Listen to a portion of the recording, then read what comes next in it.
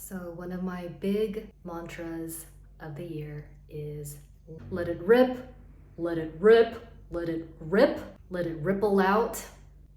How scary it is and liberating it is to actually live this every day, even as a emotional visibility and catharsis guide, someone who facilitates people through really challenging dark night of the soul situations, to integrate our rejected selves, to give them a rejected selves a voice, to cultivate deeper self-love through this. It is so freaking challenging.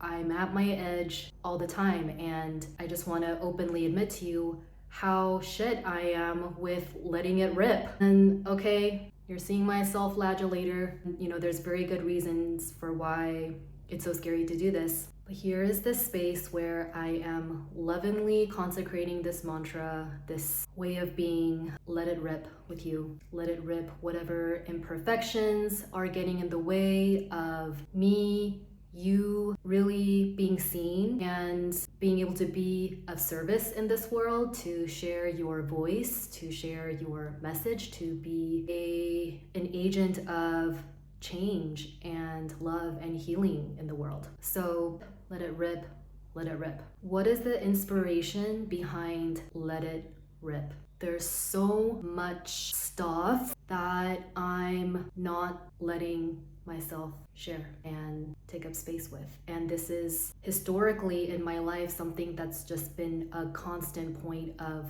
agony. To share a bit of my story, myself as kwonyin, as a devotee of goddess kwonyin, and the work of compassion. The story of my life starts from birth and childhood, the inspiration behind the work that I'm doing now. And it's a story of a lot of shame, a lot of feeling debilitating shame, of constantly feeling like there is something really wrong with me and very inferior about my family, where I come from, and that has been a weight that I carried with me for a long time. So I was born in Korea.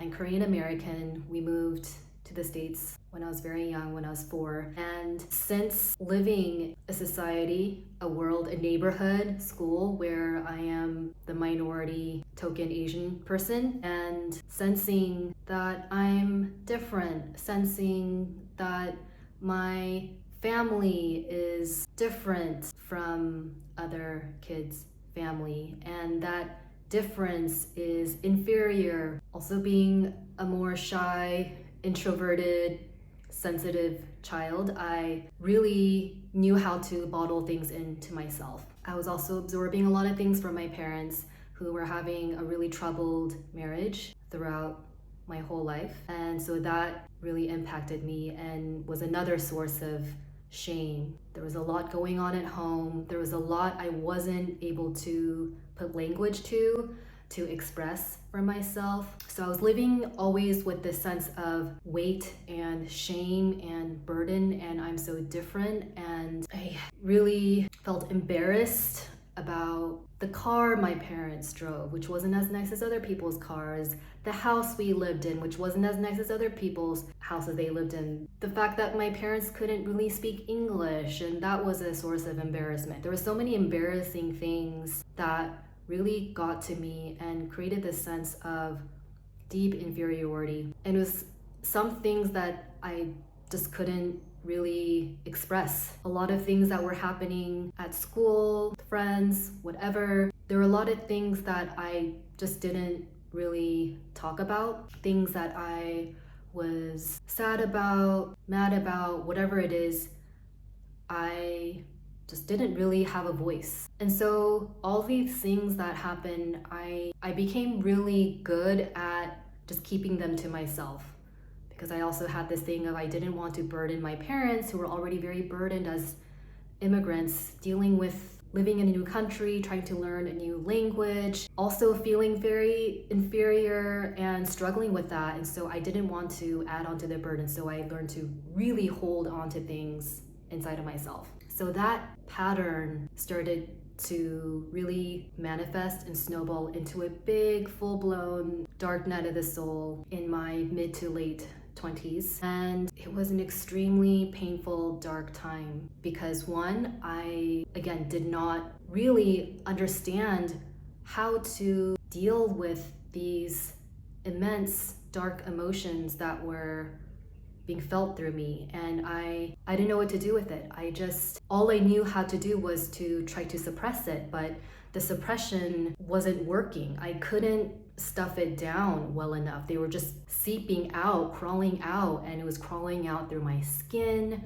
I was starting to experience a lot of acne, and it's like all this anger and frustration of my entire life, all the unexpressed things were suddenly just out for the world to see, and it was so scary to have my insides be showing on the outside. All my pain, all my anger. And I realized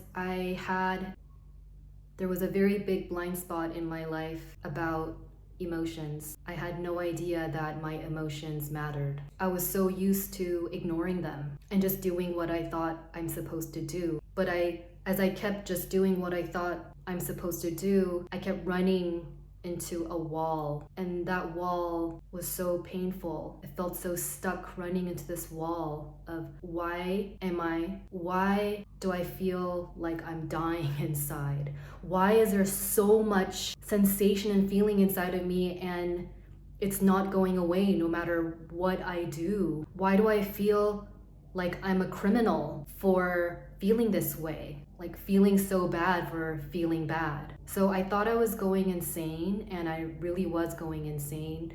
And what it was a big choice point for me.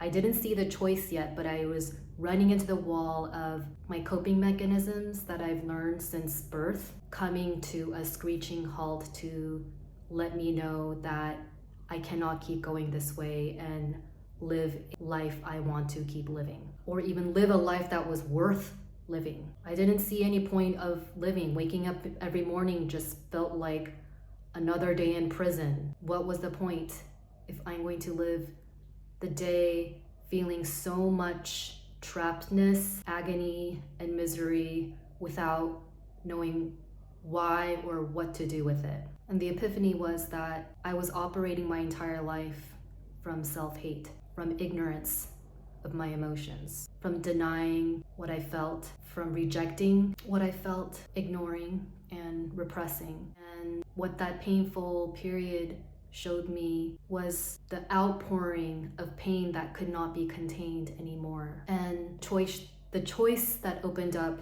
through it, which was to my pain, honor my anger, my fear, my sense of deep rejectedness, honor what I'm feeling, no matter what it is, because it's the resistance to it and rejection of it that was keeping me stuck and keeping me in an ongoing loop of suffering, because I live my life always trying to run away, always trying to hide it. And this was building up in my body and creating illness in my body, and acne, which is a whole nother subject I'll make another video about, just talking about that experience and how I was able to heal it. And it's an internal alchemy process. That pain showed me how to activate my own healing. So your pain is there to help you wake up, to activate your healing, because you contain the medicine inside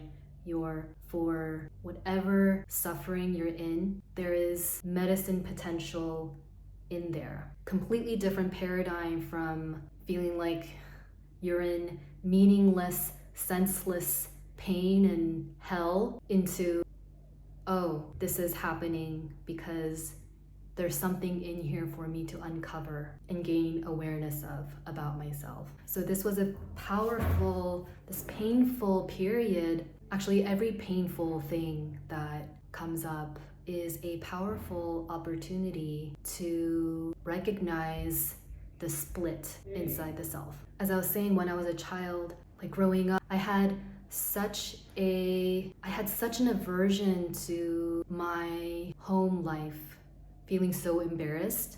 like I was telling you, about my parents, about our economic status, about our status as immigrants, about the cacophony of war and hell between my parents, their marriage, all their marriage strife was such a source of shame and embarrassment. And this created a split in me between what happens inside of the home and how I appear on the outside. So as a way to cope with the things that felt so unbearable inside, I learned to feel better about what was happening by always presenting an image of myself as really as perfect, as having all my things in order, a really good student, always wearing neat clothing. Because inside it was so disheveled and chaotic. And so outside I always presented this image of I've got everything together. And somehow it kind of convinced me that could be true if I could make it look like it was true. But that was not the truth, and I always carried that deep sense of helplessness and powerlessness and embarrassment and shame and all of that inside of me. It was always inside of me. So now walking my path as kwonyin, it's really about integrating the things I felt so ashamed of, bringing that in, welcoming that, listening to that, caring for that, trying to understand that, creating a life where all those rejected aspects of me could feel welcomed and at home and loved. And the way to that welcoming through authenticity, and hence this theme of let it rip with what's true and real. How can we create a world where we feel safe with our vulnerability, with the scary, squiggly, I don't feel good enough as it is? What if that's the gold? What if that's the gooey, golden gift that allows us to truly connect with each other from our hearts and allow us to unarmor ourselves with each other? And I recognize that this work to walk that path entails the bravery to hold all the possible rejections, right? Like all the reasons why we protected ourselves from being seen in our realness. It involves confronting that again, like lovingly addressing that and making the choice now to come out with it. So I'll leave you with this question, which is, what does your life look like if you allowed yourself to let it rip with your truth? What's possible for you? And what does it feel like to hold yourself back? What does it feel like to not let it rip and not let yourself fully be seen, to really go for your heart's desire?